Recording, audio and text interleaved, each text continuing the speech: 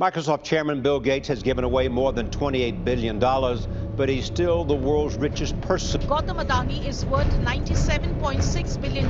आपने सही सुना, 750 करोड़ का साइरस पूनावाला के सपनों का ये नया महल है। যার কথা বলা হচ্ছে তার নাম বেণুগোপাল বাঙ্গু। ভারতের অন্যতম ধনী ব্যক্তি তথা পশ্চিমবঙ্গের। এদের থেকে আমরা কোথায় আলাদা জানো? এরা সবাই নিজেকে একটা বিশাল ট্র্যাপ থেকে বাঁচিয়ে চলে, যেখানে আমরা গর্বের সাথে ঝাঁপিয়ে পড়ি। जब आपने तैयारी शुरू करी आप कितने साल के थे? सर उस समय हम 18 साल के थे और अभी हम 30 साल के हो गए। 30 साल। पिछले 12 सालों में आपने अपनी जिंदगी में क्या किया है? मेहनत के साथ मैंने क्या नहीं सेक्रीफाइस किया। मैं 2 साल से घर भी नहीं गया हूँ आज तक। দেখো, পড়াশোনা বা এডুকেশন যাই বলো না কেন, সেটা খারাপ জিনিস না, বরং অত্যন্ত জরুরি। আর ইতিহাস ঘাঁটলে দেখা যায় যে আমাদের দেশের গুরুকুলের শিক্ষা ব্যবস্থা এক সময় তুলনা ছিল না, কিন্তু বর্তমান জগতে অনেক কষ্ট করে আইআইটি ক্র্যাক করেও চাকরি দেখা যায় না। এরপর সেই স্টুডেন্ট আলাদা আলাদা জায়গায় ইন্টারভিউয়ের পর ইন্টারভিউ দিয়েই যায়, কিন্তু প্রতিবার তাকে কোনো না কোনো কারণে নাই শুনতে হয়। তারপর আপনি বাঁচলে বাপের নাম বলে সে কোনো রকমে 15-20 হাজার টাকার চাকরিতে ইচ্ছা না থাকা সত্ত্বেও জয়েন করে। তারপর আর কি, তাকে নিয়ে পাড়ায় তার ফ্রেন্ড সার্কেলে यार की ठट्टा करा है ना, बात नहीं करते सर। और मैं 2 साल से गाँव में भी नहीं गया अभी तक। दुख है सर, क्या बोलूं। मैं अपने दुख और पीड़ा को किसी पास सामना नहीं कर सकता हूं सर। তাহলে যেই দেশে শিক্ষা ব্যবস্থা থেকে বড় বড় রাজারা বেরিয়ে রাজ্য জয় করেছে, সেইখানে আজকে একটা পাতি চাকরি পাওয়া যাচ্ছে না। এরকম অবস্থা কেন? চাকরি কি সত্যি নেই নাকি অন্য কিছু? I'm not going to put my children into a system that doesn't understand the gifts and abilities they have just because they don't fit on the conveyor belt. There's no need even to have a college degree at all, or even high school. আপনি কি জানেন যে শিক্ষা ব্যবস্থাকে আমরা সবাই ছোটবেলা থেকে চোখ বন্ধ করে ফলো করে আসছি, সেই সিস্টেমটা বানানোই হয়েছিল যাতে আমাদের ভাববার ক্ষমতাটা চলে যায় আর আমরা একটি ওবিডিয়েন্ট ফ্যাক্টরি ওয়ার্কার তৈরি হই। আপনার হয়তো মনে হচ্ছে যে আমি যা তা বলছি, কিন্তু এই ভিডিওটা দেখে আপনি নিজেই পুরোটা বুঝতে পারবেন। धीरू भाई अंबानी, विराट कोहली, आमिर खान, नरेंद्र मोदी, ये सब हमारे इस करंट एजुकेशन सिस्टम के ट्रैप में नहीं फंसे। लोग अपनी 25% से ज़्यादा जिंदगी इस करंट एजुकेशन सिस्टम में लगा देते हैं ताकि अपने से कम पढ़े लिखे आदमी की कंपनी में जाके उसके सपने पूरे कर सकें। 1806 খ্রিস্টাব্দে রাশিয়ান আর নেপোলিয়নদের মধ্যে একটা যুদ্ধ হয়, যেটায় রাশিয়া অনেক শক্তিশালী আর্মি হওয়া সত্ত্বেও হেরে যায়।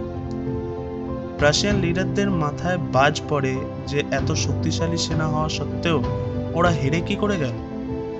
অনেক ভাবার পরে রাশিয়ান লিডাররা বুঝতে পারে যে রাশিয়ান সৈন্যরা তাদের কমান্ডারদের আদেশ মানার সাথে সাথে নিজের মাথাটাও খাটিয়েছিল। এদিকে নেপোলিয়নের আর্মি শুধুমাত্র তার অর্ডার ফলো করেই যুদ্ধ করেছিল, আর এই হারের ফলে রাশিয়াকে তার অর্ধেক এরিয়া নেপোলিয়নকে দিয়ে দিতে হয়। সঙ্গে একটা পিস এগ্রিমেন্টও সাইন করতে হয় যাতে এটা আর সেকেন্ড টাইম না হয়। এবার ব্যাপারটা হলো, রাশিয়ার উচ্চপদস্থের লোকেদের কোনো না কোনোভাবে এটা সুনিশ্চিত করতে হবে যাতে এরমটা আর না হয়। কিন্তু ওরা এটা করবে কি করে? তারপর অনেক মাথা কাটিয়ে তারা বার করে একটা সিস্টেম। কেমন সিস্টেম? এমন একটা সিস্টেম যাতে সোলজাররা শুধু ততটুকুই করে যতটা তাদেরকে অর্ডার দেওয়া হয়। আর এটা করার বেস্ট উপায় কি হতে পারে? বাচ্চারা যাদের এখনো কোনটা ঠিক কোনটা ভুল সেই বোধ বুদ্ধি হয়নি, যারা এখনো নিজের থেকে নিজের জন্য ভাবতে শেখেনি, তাদের ব্রেনকে কন্ট্রোল করা, যাতে তাদের যেটাই বোঝানো হয় তারা সেটাই মেনে নেয়। আর ঠিক এই কারণে একটা 8 বছর লম্বা এডুকেশন সিস্টেম বানানো হয়, যাকে নাম দেওয়া হয় রাশিয়ান এডুকেশন সিস্টেম। 5 বছর থেকে 13 বছর বয়স অবধি সবার জন্য এডুকেশন বাধ্যতামূলক করে দেওয়া হয়, যার সোল পারপাস কি হয়? আগামী প্রজন্মের ছেলে মেয়েদের যাতে ওবিডিয়েন্ট বানানো যায়, তাদের সুপিরিয়রদের কথা শোনে আর শুধু ততটাই করে যতটা তাদের বলা হয়। আর যেরমটা প্ল্যান ছিল, এই এডুকেশন সিস্টেম এক্স্যাক্টলি সেই রেজাল্টসই এনে দেয় রাশিয়ান লিডারদের। এইভাবে এমন একটা সিস্টেম তৈরি হয়ে গেছিল যা আগামী সময়ে সব জায়গায় ছড়ানোর অপেক্ষায় ছিল জাস্ট। ওই সময় আরও একটা জিনিস হয়েছিল, ইন্ডাস্ট্রিয়াল রিভলিউশন। গ্লোবাল ইকোনমির গ্রাফটা আবার উল্টো দিকে মুভ করা শুরু হয়। এখন অবধি লোকেরা চাষ বা অন্য কোনো ছোটোখাটো ব্যবসা বা নিজের হাতে কিছু বানিয়ে সেটাকে বিক্রি করে টাকা আয় করত। কিন্তু 19 শতকের প্রথম দিকে সারা পৃথিবীতে মেশিনদের রাজ শুরু হয়। একটা মানুষ সারা মাসে না যত কটা প্রোডাক্ট বানাতে পারত, কোনো মেশিন এক এক দিনে তার থেকে বেশি প্রোডাক্টস বানিয়ে ফেলছিল। কিন্তু একটা সমস্যা ছিল, ফ্যাক্টরিতে কাজ করবার জন্য লোকের অভাব।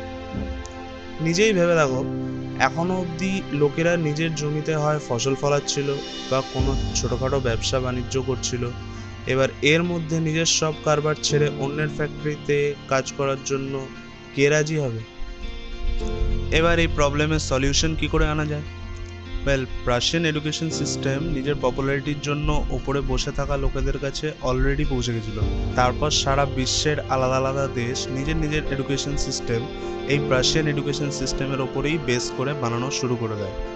এইবার উদ্দেশ্য ছিল এমন একটা জেনারেশন বানানো যাদের ক্রিয়েটিভিটি আর কিউরিসিটি অর্থাৎ জানার ইচ্ছাকে শেষ করে তাদের মাথায় গেঁথে দেওয়া যায় যে ভালো রোজগার করে সুখী থাকার একটাই উপায়, কোনো একটা ভালো ফ্যাক্টরিতে কাজ করা।